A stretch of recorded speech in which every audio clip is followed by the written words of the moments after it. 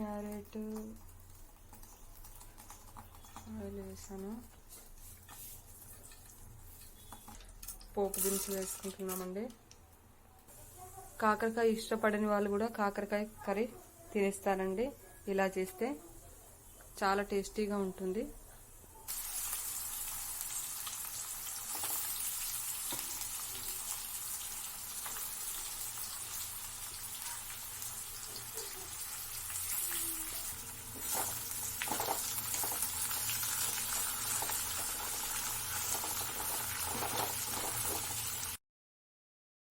కాకరకాయ కోసం పల్లీలు వేయిస్తున్నా అండి.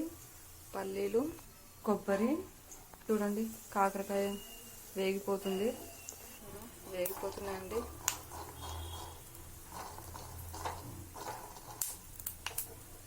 సిమ్లోనే పెట్టాను.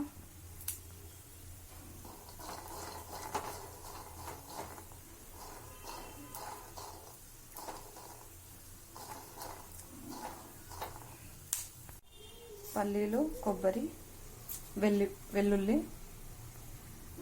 కారం 2 స్పూన్లు వేద్దాము. ఎందుకంటే కారం మంచిగా ఉంటేనే బాగుంటుంది కదా టేస్ట్. కారము, పసుపు, ఉప్పు ఇవన్నీ మిక్సీ పట్టేసి ఆ ఫ్రైలో వేసేద్దామండి. కారం రెడీ అయిపోయిందండి. ఇప్పుడు ఈ మసాలా అంతా ఫ్రైలో వేసేద్దాము. వేసానండి. ఒక్కసారి ఇది కలిపేద్దాం. ఇదిగోండి అయిపోయింది. ఇంకా గ్యాస్ ఆఫ్ చేయడమే. కంప్లీటెడ్. గుమగుమలాడే వంకాయ ఫ్రై